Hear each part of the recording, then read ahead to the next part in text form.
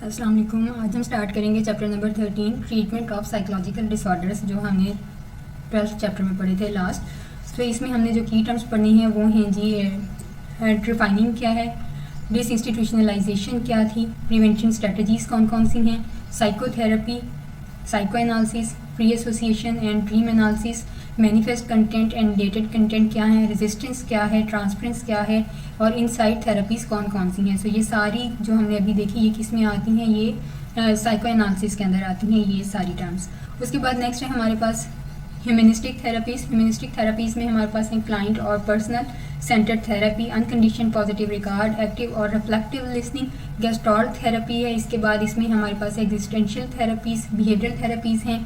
इसके बाद counter conditioning है, systematic desensitisation, anxiety hierarchy, flooding है, अवर्जन एवर्सिव कंडीशनिंग है, token economy, cognitive therapies, attributional style, cognitive therapy, cognitive behavioural therapy, rational emotive behaviour therapy, group therapies, somatic therapies, psychopharmacology, anti psychotic drugs कौन कौन सी हैं, anti depressants, then anti anxiety drugs, electro convulsive therapy जिसको हम ECT कहते हैं। कल भी हमने ECT का जिक्र किया था कि ये मैनिक मेजर डिप्रेसिव और शिज़ोफ्रेनिक पेशेंट्स को मोस्टली दी जाती है और कुछ केसेस में एक माइनर सी कन्वर्जन डिसऑर्डर्स के पेशेंट को भी देते हैं जिसको हम CS कहते हैं। उसके बाद है जी साइको सर्जरी क्या है, साइकेट्रिस्ट कौन होते हैं, clinical psychologist, counselling psychologist, psycho analyst, इनका जिक्र करेंगे। इसके बाद साइकोलॉजी जो हमारी साइकोथेरेपी है ये कितनी इफेक्टिव होती है और साइकोथेरेपी और कल्चर का आपस में क्या रिलेशन है, इस चीज़ को भी इस चैप्टर में डिस्कस करेंगे। इसके बाद जी फोरेंसिक में या क्रिमिनल में इसके क्या लॉज बनाए गए हैं साइकोथेरेपीज़ को लेके या इंसानिटी को लेके, उसको भी हम डिस्कस करेंगे। और अगर हम लेबलाइज करते हैं डिसऑर्डर्स किसी पर्सन पे तो उसके क्या एडवांटेजेस और डिसएडवांटेजेस हो सकते हैं। की पीपल अगर हम देखें इस चैप्टर में तो वो है हमारे पास Sigmund Freud, Carl Rogers, Fritz Perls, Mary Cover Jones, Joseph Wolpe, BF Skinner, Aaron Beck, Albert Ellis, ये हमारे पास की पीपल हैं। इस चैप्टर का अगर हम ओवरव्यू देखें तो यहाँ हमारे पास बहुत सारे डिफरेंट काजेज़ होते हैं मेंटल डिसऑर्डर्स के और बहुत सारे डिफरेंट बिलीव्स भी होते हैं साइकोलॉजिकल ट्रीटमेंट को लेके या साइकोलॉजिकल इलनेस की जो ट्रीटमेंट होती है उसको लेके डिफरेंट अप्रोप्रिएट वेज हैं लोगों को ट्रीट करने के और इससे रिलेटेड डिफरेंट बिलीव्स जो हैं वो एग्जिस्ट करते हैं। जितनी भी हमारे पास जितनी भी ट्रीटमेंट के मेथड्स हैं हमारे पास वो सब एक कॉमन पर्पस शेयर करते हैं। वो सब क्या करते हैं, कॉमन पर्पस शेयर करते हैं ताकि हम क्लाइंट के बिहेवियर को, थॉट्स को और उसकी फीलिंग्स को ऑल्टर कर सकें। सो बेसिकली साइकोथेरेपीज़ का मकसद यही है, कॉमन पर्पस यही है कि हमारे पास जो भी क्लाइंट है, पेशेंट है या फिर कोई इंसेन या क्रिमिनल पर्सन है, हम उसके बिहेवियर को, थॉट्स को और फीलिंग्स को ऑल्टर कर सकें। क्योंकि बेसिकली यही होती हैं डिफरेंट डिफेंस मैकेनिज्म्स लोग यूज़ कर रहे होते हैं या फिर कॉग्निटिव डिस्टॉर्शंस यूज़ कर रहे होते हैं जिसकी वजह से उनके बिहेवियर्स, थॉट्स एंड फीलिंग्स थोड़ा डिफरेंट हो जाती हैं, ऑल्टर हो जाती हैं, नेगेटिव हो जाती हैं। तो हम इन थेरेपीज़ में बेसिकली इन्हीं को ऑल्टर करते हैं। सबसे पहले उनको आइडेंटिफाई करते हैं, ईगो डिफेंस मैकेनिज्म्स को और कॉग्निटिव डिस्टॉर्शंस को, देन हम उस पर वर्किंग करते हैं कि उसको किस तरह से हमने ऑल्टर करना है। अगर हम हिस्ट्री में देखें तो people have always suffered from psychological problems but the attitudes toward the treatment of these people have changed dramatically. In many early societies, the mentally ill were seen as possessed by evil spirits. जैसे मैंने last भी बताया था कि पहले भी psychological treatments मौजूद थी, लेकिन वहाँ पे ये कहा जाता है कि ये कुछ एविल स्पिरिट है जो इस इंसान के अंदर जो है वो चली गई है। तो archaeologist have unearthed human skull with regularly shaped holes that seem to have been purposefully made. अब क्या है कि ये पर्पसफुली एक सुराख जो है, एक होल एक स्कल में बनाया जाता था ताकि वो जो इवल स्पिरिट है इसके थ्रू रिलीज हो जाए। तो इस सारे प्रोसेस को हम क्या कहते हैं, टेरिफाइनिंग। ये एक अर्ली फॉर्म है ट्रीटमेंट की जिसको सपोज किया जाता है कि इससे जो हार्मफुल स्पिरिट है वो एस्केप हो जाएगी। इसी तरह हमने हिपोक्रेट्स के पढ़े कि हिपोक्रेट्स ने हमें जो है वो 4 ह्यूमर्स बताए थे कि ये 4 ह्यूमर्स अगर आगे पीछे हो जाएं तो फिर मेंटल इलनेसेस सामने आती हैं। वो भी हमने लास्ट डिस्कस की थी। हिपोक्रेट क्या था, who lived in ancient Greece की circa 500 BC and Galen who lived in Rome circa 200 AD positive that psychological illness were influenced by biological factors and could therefore be treated. ये biological factors हैं और हम इनको treat कर सकते हैं। सो पहले क्या कह रहे हैं कि ये एक इवल स्पिरिट है, देन बायोलॉजिकल आया कि नहीं ये बायोलॉजिकल फैक्टर्स हैं जिसकी वजह से ये इलनेस आती है, जिसमें नाम आता है हमारे पास हिपोक्रेट्स का और गैलन का। Then Europeans during the middle ages turn the believe that demons and spirits were the cause. फिर कहते हैं कि ये जो हमारे डेमन्स होती हैं, ये स्पिरिट्स होती हैं, ये बेसिकली इसका काज हैं। Then persecutions rather than treatment usually resulted. The Enlightenment led to a more sympathetic view leading the call to treat victims of mental illness more humanely, and at the turn of the 19th century were Philippe Pinel in France and Dorothy Dix in the US. अब ये Philip panel France में थे और डॉर्थर डिक्स थी जी US में। इन्होंने देखा कि जो विक्टिम्स हैं, मेंटल इलनेस के विक्टिम्स हैं, उनको ज़्यादा ह्यूमनली उनको ट्रीट करना चाहिए। अब ये इन्होंने क्यों कहा, क्योंकि यूएस में ये जो हमारी डॉर्थर डिक्स हैं ये अमेरिकन नर्स हैं। इन्होंने एडवोकेट किया था मेंटल इलनेस के पेशेंट्स को। तो इन्होंने अपनी अर्ली स्टडीज़ में जब प्रिजन को विज़िट किया प्रिजन में, तो वहाँ पे इन्होंने देखा कि जो लोग हैं उनको बहुत ही बुरे तरीके से ट्रीट किया जा रहा है और उनको फिज़िकल पनिशमेंट दी जाती है। तो ये सारा कुछ देख के इन्होंने कहा कि नहीं, जो मेंटल इल पेशेंट्स हैं उनकी भी बाकायदा इंस्टीट्यूट्स में केयर करनी चाहिए, उनको भी बाकायदा ट्रीटमेंट मिलनी चाहिए। और मोर देन 30 हॉस्पिटल्स में इन्होंने ऑलमोस्ट मेंटल इलनेस पेशेंट्स का जो डिपार्टमेंट था उसको एक्सपेंड किया था, यहाँ पर फाउंड किया था। ठीक है, तो अब ये क्या है कि यहाँ पे इन्होंने कहा कि these two helped bring about the development of separate and kinder institutions for people with swear psychological disorders, कि ये जो इस तरह के डिसऑर्डर्स के जो पेशेंट्स हैं उनके लिए स्पेशल और सेपरेट टाइप के इंस्टीट्यूट्स होने चाहिए, ताकि वहाँ पे जो स्वेयर साइकोलॉजिकल डिसऑर्डर्स के पेशेंट हैं उनकी केयर की जा सके। और उस पर इन्होंने पूरी कंपेन चलाई थी कि मेंटली इल लोगों की बाकायदा ट्रीटमेंट होनी चाहिए, if they were criminals even caging और बीटिंग दैम, कि ऐसे लोग जो क्रिमिनल्स हैं उनको सज़ा हो चुकी है या उनको मारा जा रहा है, उनकी इस मेंटल कंडीशन की बेस पे उनको भी ये सारी ट्रीटमेंट मिलनी चाहिए। और ये सारी कंपेन जो थी वो इन्होंने इन्हीं प्रिजनर्स को, क्रिमिनल्स को देख के ही चलाई थी। इसका जो एक्सपेरिमेंट है फर्दर वो और चीज़ का, वो लिबरलाइजेशन का, वो भी मैं आपको बताती हूँ। अच्छा जी, अब यहाँ पर क्या हुआ है कि several recent trends in the field of mental health in the US must also be mentioned following the development of drugs in the 1950s that could moderate the effects of swear disorders. Many people were released from mental institutions. अब यहाँ क्या है कि mental जो हमारी drugs थी 1950s में ये इंट्रोड्यूस करवाई गई, जिससे ये पता लगा कि इससे जो स्वेयर मेंटल डिसऑर्डर्स हैं उनका इफेक्ट जो है वो थोड़ा सा मॉडरेट हो जाता है। तो इसकी this phenomena called the deinstitutionalisation was intended to save money as well as benefit the former inpatients. अब यहाँ पे क्या हुआ है कि ये डी इंस्टीट्यूशनलाइजेशन का मतलब ये है कि ऐसे पेशेंट्स जो वहाँ पे उस वक्त इंस्टीट्यूट्स में मौजूद थे और ट्रीटमेंट ले रहे थे, उनको वहाँ से फ्री कर दिया गया, वहाँ से उनको कम्युनिटी में छोड़ दिया गया ताकि वो वहाँ पे जाएं। इससे डी इंस्टीट्यूशनलाइजेशन करने से इनको फ़ायदा ये हुआ था कि उस वक्त इंस्टीट्यूशंस में मेंटली इल पेशेंट्स की तादाद आलमोस्ट 6 लाख के करीब थी। तो डी इंस्टीट्यूशनलाइजेशन करने के बाद उनको उनके घरों में वापस भेजने के बाद ये जो तादाद थी इंस्टीट्यूट्स में, उससे उनकी कॉस्ट तो कम हुई, साथ में इन पेशेंट्स जो लोग थे उनकी तादाद भी आलमोस्ट 1 लाख से कम हो गई थी। लेकिन जब उनको इसलिए छोड़ा गया था कि अब ये जाके कुछ काम करेंगे और इनकी जो मेंटल इलनेस है वो थोड़ी कम हो जाएगी, ये ड्रग्स पे चलेंगे और एज एन आउट पेशेंट आके वो अपनी ट्रीटमेंट ड्रग और साइकोथेरेपी दोनों एक साथ करवाते रहेंगे। मतलब इन पेशेंट मतलब हॉस्पिटल में रहना और वहाँ पे बाकायदा केयर करना, डेली आपको डोज देना, डेली आपकी चेकिंग करना, that is in patient. Out patient mean कि अब वहाँ आप विजिट्स पर हैं कि आप विजिट करेंगे, आएंगे, मेडिसिन लेंगे और साइकोथेरेपी करवाएंगे। लेकिन जब इनको रिलीज़ किया गया तो वहाँ पे बहुत सारे फॉर्मर पेशेंट्स ऐसे थे जो कि खुद की केयर करने के काबिल नहीं थे। ठीक है, उनको लोकल क्लिनिक्स में उनको जो साइकोलॉजिकल नीड की जो ज़रूरत थी वो आउट पेशेंट बेसिस पे उनको दी जाती थी कि वो विज़िट करेंगे लोकल क्लिनिक्स में तो उनकी ट्रीटमेंट हो जाएगी, साइकोलॉजिकल नीड्स उनकी पूरी होंगी, अदरवाइज़ नहीं होती थी और वो खुद की केयर भी नहीं कर पाते थे।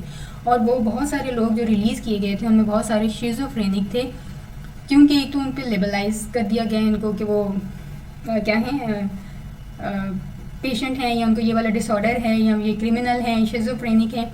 तो इस तरह के लोग जब अपनी कम्युनिटी में वापस गए तो वो उनको आगे से रिजेक्शन मिली, वो होमलेस हो गए और उसकी बेसिस पे क्या हुआ कि delusional, unable to secure the psychological and the financial care they needed.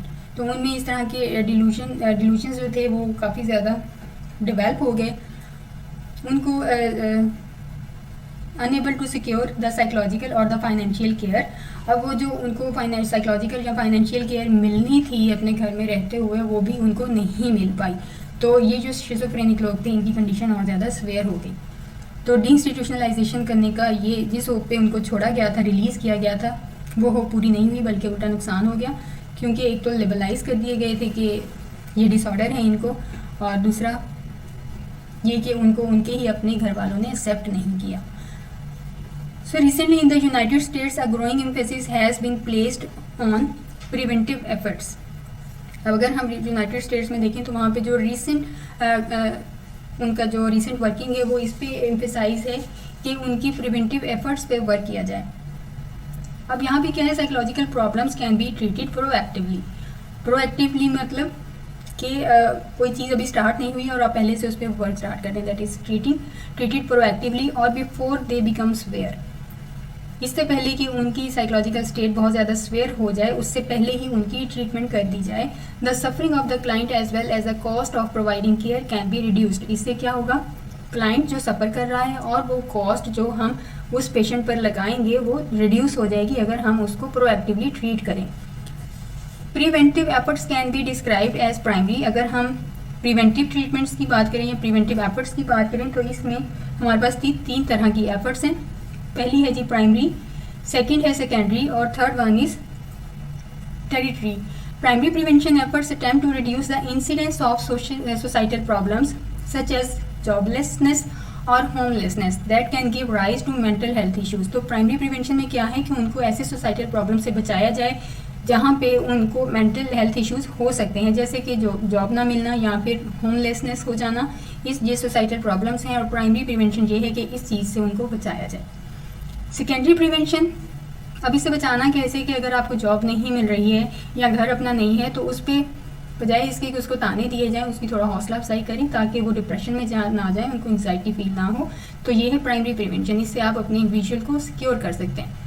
Secondary prevention, हमारे पास ये सेकेंड प्रिवेंशन टाइप है। इसमें हम involves working with people at risk for developing specific problems. ऐसे लोगों के साथ काम करना जो ऑलरेडी रिस्क में हैं और उनको वो स्पेसिफिक प्रॉब्लम्स भी उनमें डेवलप हो रही हैं। For example would be counselling people who live in area that has experienced a trauma such as a natural disaster और टेररिस्ट अटैक।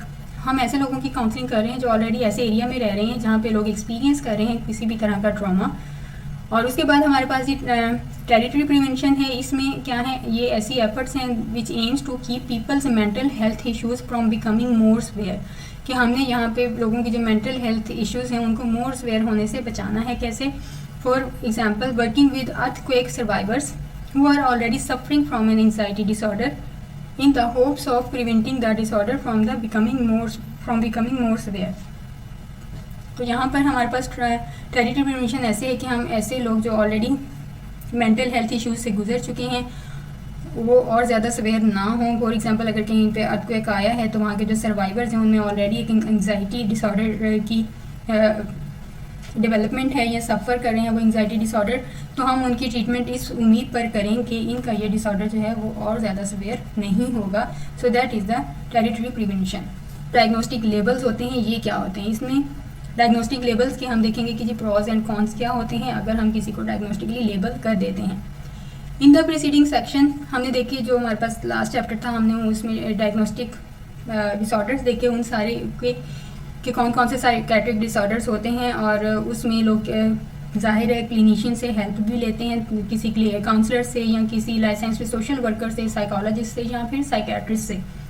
तो वहाँ पर उनके डिसऑर्डर्स को हम DSM-5 के अकॉर्डिंग डायग्नोज करते हैं और फिर हम देखते हैं कि जी इसको किस तरह से ट्रीटमेंट देनी है या अगर ये ट्रीटमेंट ले रहे हैं तो किस तरह से ट्रीटमेंट ले रहे हैं।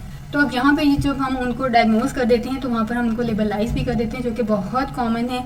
ऑलमोस्ट US सिटीजन जो हैं, हाफ हमारी US सिटीजन जो हैं वो DSM-5 डायग्नोसिस के अकॉर्डिंग किसी न किसी पॉइंट पर वो एक ट्रीटमेंट जो है वो रिसीव कर रहे हैं, डायग्नोज हो रही है ऑलमोस्ट हाफ पॉपुलेशन किसी न किसी पॉइंट पर, वो किसी न किसी पॉइंट पर अपनी लाइफ में DSM के अकॉर्डिंग डायग्नोज हो रहे हैं। लेकिन अब इसके डिसएडवांटेजेस और डिसएडवांटेजेस क्या हैं डायग्नोस्टिक लेबल्स के। इसकी एक सिग्निफिकेंट एडवांटेज तो ये है कि जब हम किसी को डायग्नोज कर देते हैं तो हम उसी स्पेसिफिक क्राइटेरिया के अंदर उस पर वर्क कर देते हैं। कंसिस्टेंसी होती है कि ये एक लेबल कर दिया गया है, ये डिसऑर्डर है तो हमने इसी के ऊपर वर्क करना है। तो इस पर क्या होता है कि जो क्लिनिकल प्रैक्टिस होती है, डायग्नोसिस होता है या फिर ट्रीटमेंट होती है, वो उसी स्पेसिफिक डिसऑर्डर से रिलेटेड होती है और रेगुलर बेसिस पे होती है, even between different practitioners as well as in research with well established disorders being easier to recognize and measure in experiments and other studies। तो लेबलाइज करने का तो ये फ़ायदा होता है, चाहे वो प्रैक्टिशनर्स हैं, रिसर्च हैं, वो अगर वेल एस्टैब्लिश्ड डिसऑर्डर है तो उनके लिए उसको रिकॉग्नाइज करना, मेजर करना बहुत इजी हो जाता है। एक्सपेरिमेंट कर रहे हैं तो वो इजी हो जाता है। इसके अलावा जो डायग्नोस्टिक लेबल्स हैं ये भी पेशेंट्स के लिए भी कुछ हद तक यूज़फुल होते हैं कि many patients feel empowered by being able to put a name to the problem they are experiencing. अब यहाँ पे एम्पावर्ड कैसे फील करते हैं कि अब उनको उनके साथ जो प्रॉब्लम है उनको वो समझ नहीं आ रही, वो कहते हैं कि हमें मसला क्या है ये बताएं। तो अब उनको जब बता दिया जाता है कि जी आपको जो सारा मसला है उसका ये नाम है, तो उससे वो काफ़ी एम्पावर्ड फील करते हैं कि एटलीस्ट हम जो मसला जो प्रॉब्लम फेस कर रहे हैं उसका कोई नाम है। तो इससे क्या होता है कि उनकी जो डिस्ट्रेस लेवल है वो थोड़ा सा एलिवेट हो जाता है। इसके अलावा जो उनके डायग्नोस्टिक लेवल है ये उनका जो सम स्टिग्मा होता है historically associated with psychological disorders, ये भी थोड़ा सा रिड्यूस हो जाता है।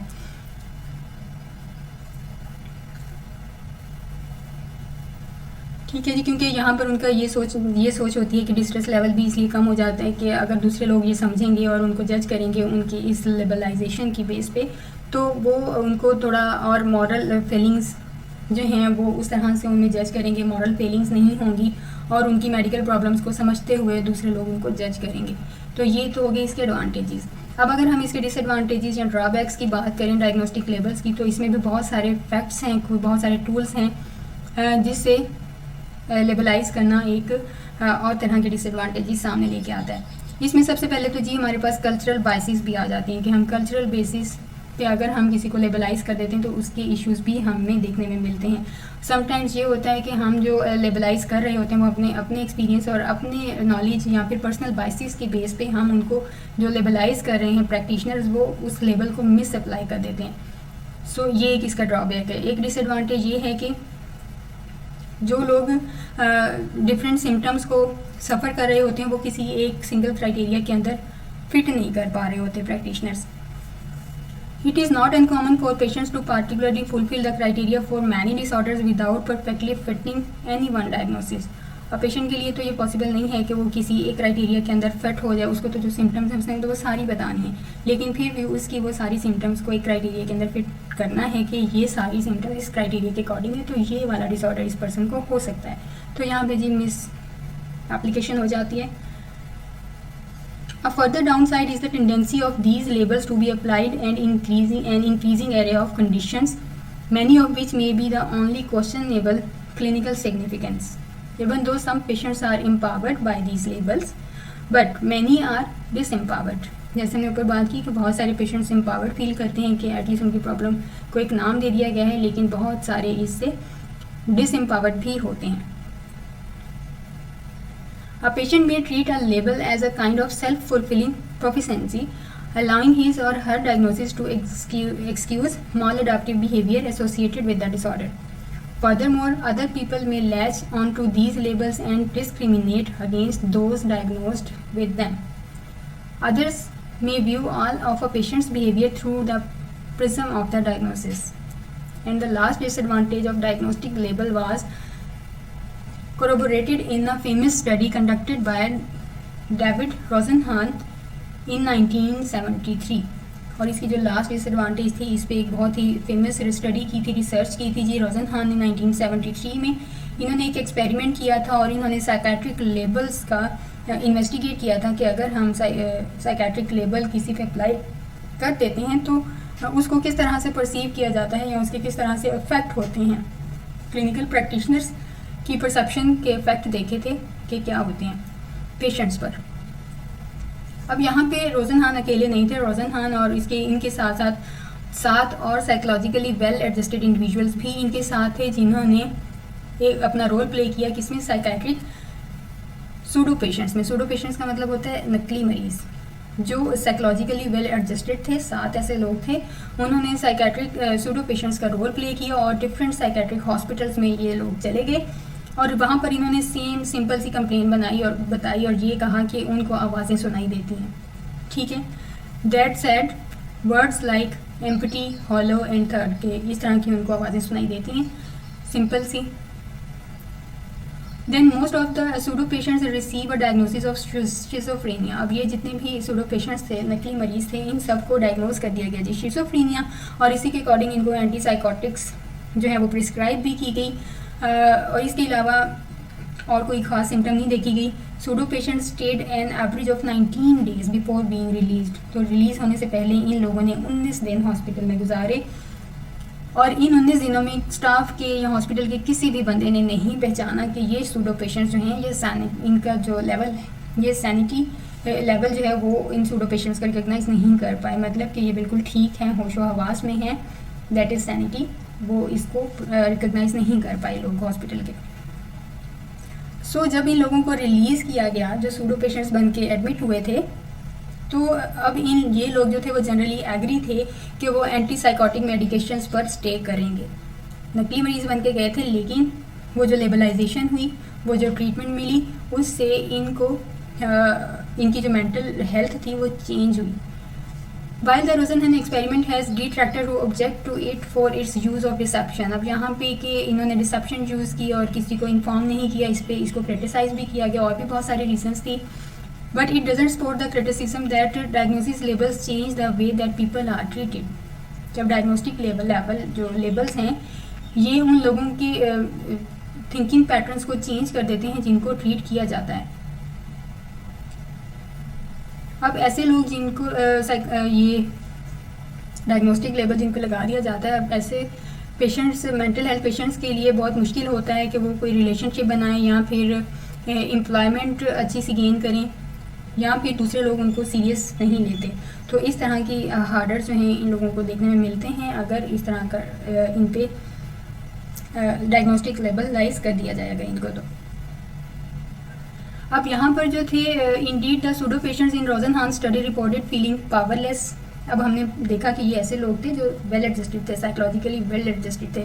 19 दिन हॉस्पिटल में गुजारने के बाद उन्होंने बताया कि वो काफ़ी पावरलेस फील कर रहे हैं, बोर्ड फील कर रहे हैं, they are tired and even they say that they were invisible to nurses and other staffs, कि वो खुद को इतना बेबस, थका हुआ और बोर महसूस कर रहे थे कि वहाँ पे हॉस्पिटल के जो स्टाफ या नर्सेज थे उनके लिए भी वो ऐसे थे जैसे वो मौजूद ही नहीं है हॉस्पिटल में। इस तरह से उनको इग्नोर किया गया। So because of these potential stigmas, psychiatric labels are generally regarded as the confidential information just like any other medical diagnosis. अब यहाँ पे उसके बाद ये जो सारी इन रिसर्च हुई, उसके बाद ये कहा गया कि ये जितने भी साइकेट्रिक लेबल्स हैं इनको कॉन्फिडेंशियल रखा जाए और इसको किसी को भी ना बताया जाए, जैसे कि हमारे दूसरे मेडिकल डायग्नोसिस होते हैं। बिल्कुल इसी तरह हमारे जो साइकोलॉजी, जैसे किसी को कैंसर है जी, बताना नहीं है कि इनको कैंसर है, वरना उनको कुछ और प्रॉब्लम्स भी हो सकती हैं, तो वो चीज़ छुपा लेते हैं। लेकिन हम साइकोलॉजिकल प्रॉब्लम को स्टिग्मेटाइज कर देते हैं, बंदे को उसको लेबलाइज कर देते हैं कि उस बंदे को दूसरे लोग किस नज़र से देखते हैं, इग्नोर कर देते हैं, उसकी फीलिंग्स को नहीं समझते हैं। ठीक है, उनके साथ रिलेशन बनाना अच्छा नहीं समझते, उनको नौकरियां नहीं मिलती, या फिर उसको सीरियसली लेते ही नहीं हैं इन जनरल। तो इसलिए कहा गया कि जो साइकोलॉजिकल प्रॉब्लम्स हैं इनको कॉन्फिडेंशियल रखा जाए, किसी को ना बताया जाए, उनके जो क्लोज रिलेटिव्स हैं उनको भी ना बताया जाए जब तक खुद पेशेंट ना कहे। सो इस चीज़ को लेके फिर साइकोलॉजी में कुछ लॉज बने जुडिशियल सिस्टम में, ताकि वहाँ पे बताया जाए कि जो हमारी क्लिनिकल साइकोलॉजी है इसने जुडिशियल सिस्टम में किस तरह से इंटरेक्ट करना है। अब यहाँ पे जो थी, जो हमारा कॉन्फिडेंशियलिटी का जो फर्स्ट कंसर्न है कि कॉन्फिडेंशियलिटी होनी चाहिए और इसकी लिमिट होनी चाहिए कि इस इंफॉर्मेशन को आपने किसी को नहीं बताना। दूसरी रीज़न इसमें जो, अगर हम लीगल नोशन की बात करें, then legal notion of insanity अगर है, ये हमारा सेकंड कंसर्न है कि इसमें हम बता सकते हैं कि पर्सन को क्या मसला है। इसके बाद ही हमारे पास personal health information is protected in the US by HIPAA HIPPA, that is the abbreviation of health insurance portability and accountability act of 1996. So by HIPAA regulations which mandate confidentiality. अब ये जो हमारे पास इस एक्ट के according हमारे पास confidentiality के कुछ law सामने आए कि जब तक पेशेंट ना चाहे या वो एग्री ना करे तब तक आपने उसकी हेल्थ इंफॉर्मेशन दूसरों को डिस्क्लोज़ नहीं करनी, और अगर करनी है तो तभी करनी है जब वो पेशेंट खुद एग्री होगा इस हेल्थ इंफॉर्मेशन को डिस्क्लोज़ करने के लिए, वो भी किसी स्पेसिफिक पर्सन के साथ. ठीक है. The information can not legally be disseminated. अब इसमें हमारे पास कौन कौन सी चीज़ें हैं जो आप डिस्क्लोज़ नहीं कर सकते पेशेंट की मर्ज़ी के बगैर. उसमें साइकेट्रिक डायग्नोसिस हैं, उसमें प्रिस्क्रिप्शंस हैं और दूसरी ट्रीटमेंट रेजिमेंट्स हैं और बहुत सारी दूसरी इन्फॉर्मेशन जो ड्यूरिंग द साइकोथेरेपी डिस्कस हो रही होती हैं. ये सारी चीज़ें इसमें मौजूद हैं कि आप इसको पेशेंट की मर्ज़ी के बगैर नहीं एक्सपोज कर सकते. These are exceptions to these restrictions, particularly when a therapist has a reason to believe that a client possesses a danger to him or herself or to other people. In such cases, therapists have a responsibility to report these dangers to appropriate authorities or to take other measures to avoid the possibility of harm. अब क्योंकि confidentiality का ये ला है कि आप patient की मर्ज़ी के बगैर बता नहीं सकते, लेकिन यहाँ पर अगर थेरापिस्ट को ये बात मौजूद है कि अगर वो नहीं बताते तो इससे किसी को भी ख़तरा हो सकता है, तो फिर थेरापिस्ट की ये रिस्पॉन्सिबिलिटी है कि वो ये चीज़ रिपोर्ट करे. ठीक है, ताकि वो पॉसिबल जो हार्म की पॉसिबिलिटी है उसको अवॉइड किया जा सके. Such as the involuntary commitment of the patient to a psychiatric institutions. Psychiatric institutions के साथ जो इनवॉलेंट्री कमिटमेंट होगी अगर पेशेंट को, तो हम उसको डिस्क्लोज़ कर सकते हैं क्योंकि इससे किसी को भी नुकसान हो सकता है. अब इंसैनिटी क्या है? इंसैनिटी एक लीगल कैटेगरी है, ये एक साइकेट्रिक कैटेगरी में नहीं आता है. Insanity is legal category. अब ये क्या है? Individual deemed to be insane is incapable of telling the difference between right and wrong.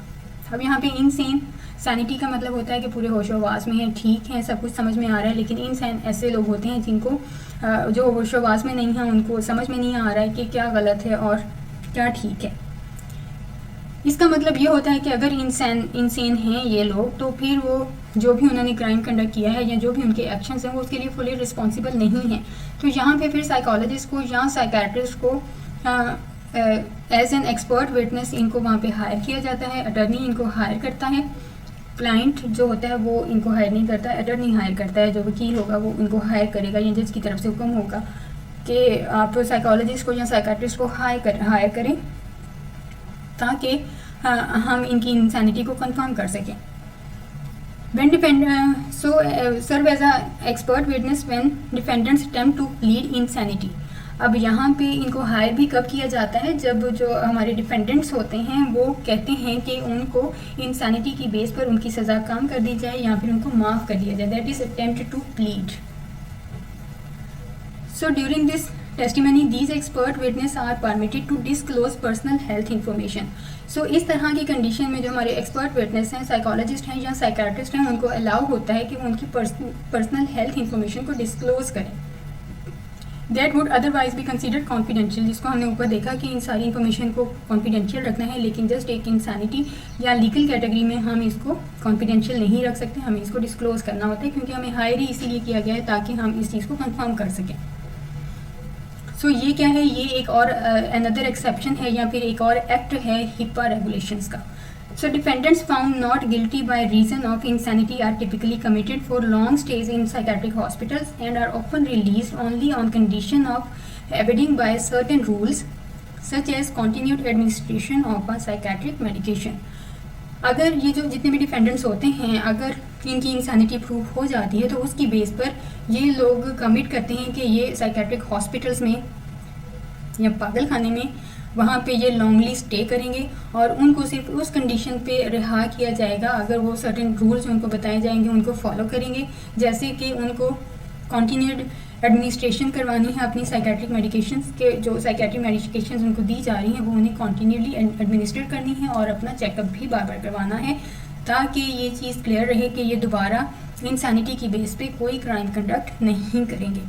सो ये हमारी थोड़ी सी फोरेंसिक साइकोलॉजी थोड़ी सी इसमें आ गई कि हम कहाँ पे ये टर्म्स कैसे यूज़ करते हैं, स्पेशली हमारे पास जो कॉन्फिडेंशियलिटी है वो हम कैसे काम करती है, और वहाँ पे साइकोलॉजिस्ट और साइकेट्रिस्ट को हायर कौन करता है, और ये वहाँ पे किसके लिए वर्क करते हैं, और कौन सी एसोसिएशन है जो इस तरह के लिबरलाइजेशन पे या कॉन्फिडेंशियलिटी पे वर्क कर रही है, या जिसने ये सारे रेगुलेशंस जो हैं वो इंट्रोड्यूस करवाई हैं, वो कौन सा एक्ट है। So that is a part of forensic psychology. अब जी साइकोलॉजिकल ट्रीटमेंट क्या है, यहाँ पे हमारे पास साइकोलॉजिकल ट्रीटमेंट हम सबको पता है कि ये एक ऐसी ट्रीटमेंट है जिसमें हम लोगों की हेल्प करते हैं with and without psychological disorders, चाहे उन लोगों को साइकोलॉजिकल डिसऑर्डर है या नहीं है, हम उनकी साइकोलॉजिकल ट्रीटमेंट करते हैं ताकि वो एक अच्छी, हेल्दी और एक प्रोडक्टिव लाइफ गुजार सकें। साइकोलॉजिकल ट्रीटमेंट जो है ये हमें प्रोवाइड करते हैं मेंटल हेल्थ प्रोफेशनल्स। अब इस मेंटल हेल्थ प्रोफेशनल्स में साइकोलॉजिस्ट हैं, मेडिकल डॉक्टर्स हैं और नर्सेज हैं, इसके अलावा सोशल वर्कर्स हैं, लाइसेंस्ड काउंसलर्स भी हैं। तो ये सारे लोग ऐसे हैं जो हमें मेंटल हेल्थ ट्रीटमेंट या साइकोलॉजिकल ट्रीटमेंट हमें प्रोवाइड करते हैं। Regardless of a person providing the treatment, the two most common forms of treatments are, जैसे हम सबको पता है कि हमारे पास ऑलमोस्ट दो कॉमन फॉर्म्स हैं ट्रीटमेंट्स की। पहली है जी साइकोथेरेपी, जिसको हम टॉक थेरेपी भी कहते हैं, और दूसरी है जी फार्माकोलॉजिकल ट्रीटमेंट, जिसको हम ड्रग थेरेपी कहते हैं, या हम मेडिसिन देते हैं पेशेंट्स को। साइकोथेरेपी हमें पता है कि ये टिपिकली ऑन गोइंग इंटरेक्शन है between a patient and a mental health professional. Patient या क्लाइंट के दरमियान ये एक इंटरेक्शन होती है, often refer to as a therapist. जो हमारे पास मेंटल हेल्थ प्रोफेशनल होते हैं इनको हम थेरापिस्ट भी कहते हैं। अब यहाँ पे डिस्कशन होती है पेशेंट्स के एक्सपीरियंसेस को लेके, उसके सिम्टम्स को लेके, and sometimes psychotherapy involves more than one patient as in family और ग्रुप थेरेपी। लेटर हम देखते हैं कि फैमिली और ग्रुप थेरेपीज कौन सी होती हैं इसी चैप्टर में। साइकोथेरेपी दो लोगों के दरमियान एक डायलॉग होता है, डिस्कशन होती है, इंटरेक्शन होती है, लेकिन इसमें दो या दो से ज़्यादा लोग भी इन्वॉल्व होते हैं एज अ फैमिली थेरेपी और as an group therapy.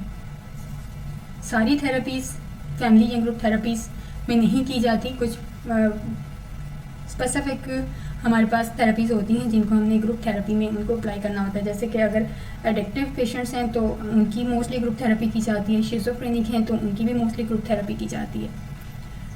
The goal of psychotherapy is to alleviate psychological distress and increase the psychological well-being। अब साइकोथेरेपी का मकसद यही होता है कि हम उनकी साइकोलॉजिकल डिस्ट्रेस को एलिवेट कर सकें और इनकी साइकोलॉजिकल वेलबींग को इंक्रीज़ कर सकें। और सिगमंड फ्राइड ऐसा पहला बंदा था जिसने टॉकिंग क्योर का आइडिया जो है वो इंट्रोड्यूस करवाया था as a remedy of psychological disorder. कि psychological disorders early 20th century में साइकोलॉजिकल डिस्ट्रेस की एक रेमेडी इंट्रोड्यूस करवाई थी, that was the talking cure. कि हम बाय टॉक लोगों के साइकोलॉजिकल इश्यूज़ को या साइकोलॉजिकल डिस्ट्रेस को क्योर कर सकते हैं, और ये टर्म फर्स्ट टाइम इंट्रोड्यूस किसने करवाई थी? सिगमंड फ्राइड ने अर्ली 20th सेंचुरी में। अब यहाँ पे क्या होता है, ये जो साइकोथेरेपी होती है ना, ड्यूरिंग द साइकोथेरेपी जो हमारे पास मेंटल हेल्थ प्रोफेशनल्स होते हैं ये फ्रीक्वेंटली डाटा कलेक्ट कर रहे होते हैं, पर जो पेशेंट होता है उसकी साइको सोशल हिस्ट्री कलेक्ट कर रहे होते हैं, जिसमें पेशेंट्स के सिम्टम्स हैं, फंक्शनिंग है, फैमिली है, उसके गोल्स क्या हैं ट्रीटमेंट्स को लेके, ये सारी चीज़ें कॉन्टीन्यूसली जो प्रोफेशनल है वो कलेक्ट कर रहा होता है। मीन्स साइको सोशल हिस्ट्री अच्छी तरह से जो है वो कलेक्ट कर लेते हैं। जैसे कि मैंने बताया कि हम 4 P's होते हैं जिसके थ्रू हम ये सारी हिस्ट्री ले रहे होते हैं डिफरेंट क्वेश्चनिंग के through. The content of psychotherapy varies depending on the treatment orientation of the mental health professional. अब ये जो साइकोथेरेपी का जो कंटेंट होता है ना, मतलब आपने साइकोथेरेपी में कौन कौन सी चीज़ें अप्लाई करनी है, ये टोटली डिपेंड करता है कि मेंटल हेल्थ प्रोफेशनल की ट्रीटमेंट ओरिएंटेशन क्या है, ठीक है, कि वो किस तरह से इस को ट्रीट करना चाहता है। अब साइकोथेरेपी में इंक्लूड होती है जी psycho education. Psycho education mean education about the relevant psychological concepts. जो साइकोलॉजिकल कंसेप्ट्स हैं उससे रेलेवेंट एजुकेट करना पेशेंट को, उसकी फैमिली को, उसके रिलेटिव्स को। इसके अलावा जी हमारे पास साइकोथेरेपी में इंक्लूड्स होती हैं worksheets, role playing and other activities. बहुत सारी डिफरेंट एक्टिविटीज़ भी इसमें साइकोथेरेपी में इंक्लूड होंगी जिसको हम आगे डिस्कस करेंगे। सो अक्सर साइकोथेरेपी का जो फोकस होता है वो क्या होता है कि उस चेंज को प्रमोट करना जो कि पेशेंट्स में आ गई हैं। Change in the patients thoughts, feelings, self concept और behaviour.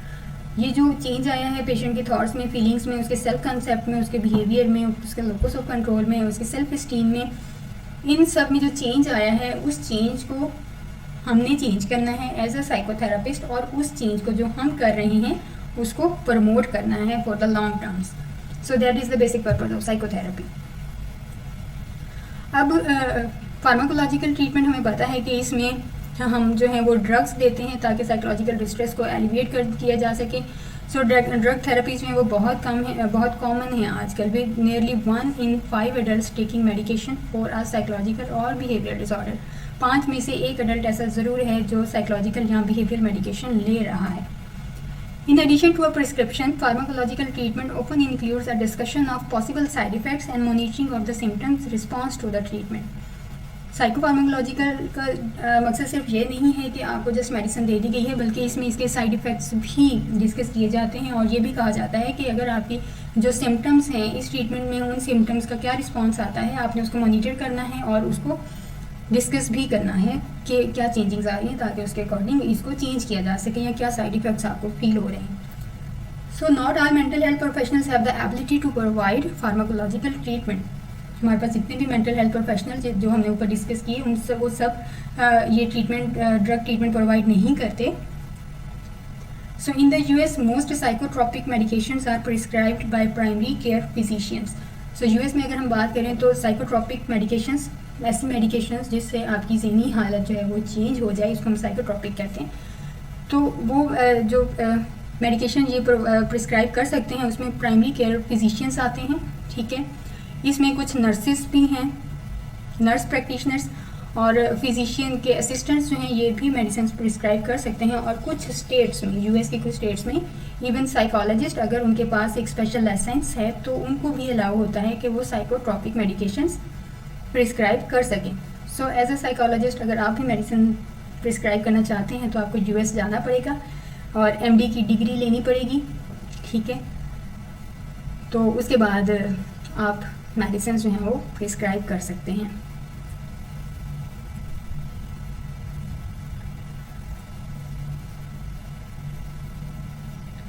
So psychotherapy and pharmacological treatment may take place in different settings depending on the severity of the patient's distress। अब ये सारा डिपेंड करता है कि पेशेंट की डिस्ट्रेस की severity पे, उसी की बेसिस पे हम उनको इन दोनों थेरापीज़ में से कौन सी ज़्यादा बेहतर है वो उसको देंगे।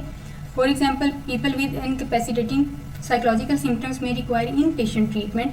अब ऐसे लोग जिनमें साइकोलॉजिकल प्रॉब्लम्स हैं वो बहुत ज़्यादा हैं, हम उनको बाकायदा इंस्टीट्यूट में एडमिट कर लेंगे, जहाँ पे उनको वहाँ पे रहते हुए मेडिकल फैसिलिटी दी जाएगी उनकी, ताकि वो साइकोलॉजिकल ट्रीटमेंट डेली बेसिस पे रिसीव कर सकें। सीखिए, ये जो है, ये जो इन पेशेंट केयर है, ये स्टार्ट किसने करवाई थी, ये मैंने आपको बताया थी कि ये डॉर्थी डिक्स थी हमारे पास, अमेरिकन नर्स। ये कैंपेन उन्होंने स्टार्ट की थी, जिसकी बेस पे आज हॉस्पिटल में मेंटली इल्ड लोगों का बाकायदा इलाज होता है और वहाँ पे उनको प्रॉपर ट्रीटमेंट मिलती है, प्रॉपर उनकी केयर की जाती है और डेली बेसिस पे उनकी साइकोलॉजिकल ट्रीटमेंट की जाती है।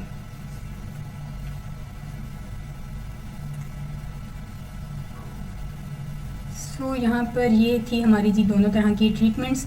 डॉर्थी डिक्स का मैंने आपको पहले ही बता दिया कि इन्होंने ये किस लिए किया था कि जब इन्होंने एक लोकल प्रिजन को इन्होंने विज़िट किया था, वहाँ पे एब्यूजिव ट्रीटमेंट हो रही थी मेंटली इल लोगों की, जहाँ पे इसमें इंक्लूड थे जी शेकल्स, आइसोलेशन और physical punishment. So the state institutions she founded focused on moral treatment as an alternative to these barbaric treatments। तो वहाँ पे इन्होंने कुछ स्टेट इंस्टीट्यूशंस फाउंड किए और वहाँ पे इन डिपार्टमेंट्स को एक्सपेंड किया मोर देन 30 हॉस्पिटल्स में, ताकि उनकी मॉरल ट्रीटमेंट की जा सके रेदर देन दैट ट्रीटमेंट। अब इसमें जो हमारी आजकल यूरोपियन मॉडल्स में जो मॉडल ट्रीटमेंट है, इसमें इंक्लूड है जी उनको रेगुलर वॉक करवाई जाए, उनकी डाइट हेल्दी हो, उनका इन्वायरमेंट हेल्दी हो, और उसमें जो उनका इन्वायरमेंट है उसमें नेचुरल लाइट्स हों। तो इससे क्या होगा कि उनको एक अच्छा मॉरल ट्रीटमेंट मिल सकेगा। इसके अलावा डिइंस्टीट्यूशनलाइजेशन का कंसेप्ट भी मैंने आपको पहले ही बताया कि ये क्या था और कैसे उसमें लोगों को ट्रीट किया गया और उसके क्या ड्रॉबैक्स आए सामने।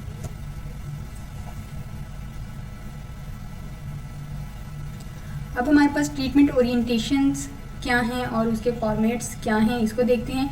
यहाँ पे हम मेजर ट्रीटमेंट ओरिएंटेशंस को आइडेंटिफाई करेंगे और उनके फॉर्मेट्स को आइडेंटिफाई करेंगे और उनका क्या इन्फ्लुएंस है ट्रीटमेंट के ऊपर उसको डिस्कस करेंगे। सो ट्रीटमेंट ओरिएंटेशन क्या है? The type of treatment that a therapist choose to use depends on, किधर ऊपर चला गया।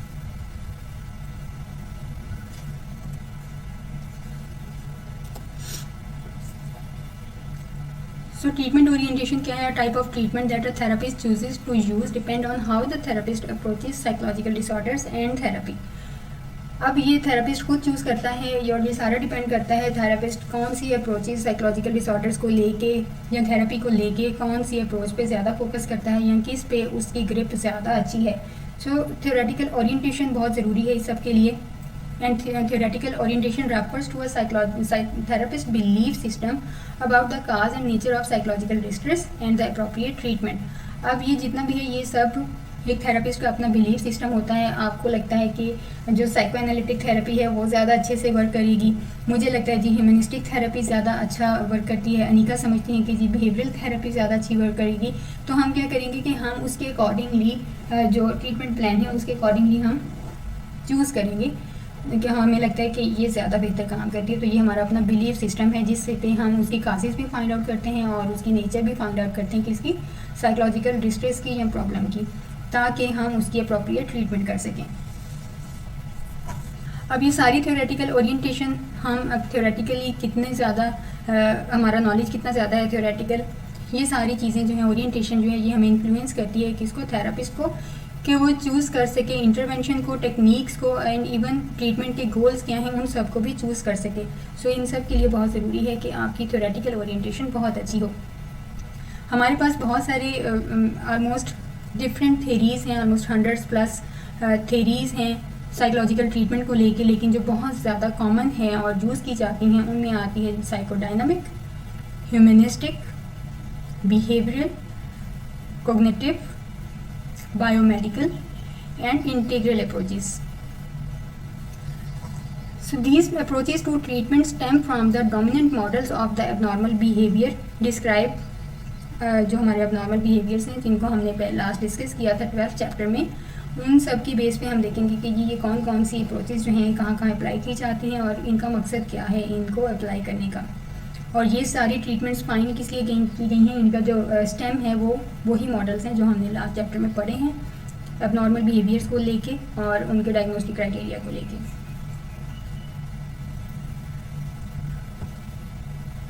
आई थिंक यहाँ पे आज ख़त्म करते हैं, तो नेक्स्ट हम इन सारी थेरेपीज़ को पढ़ेंगे कौन कौन सी थेरेपीज़ हैं।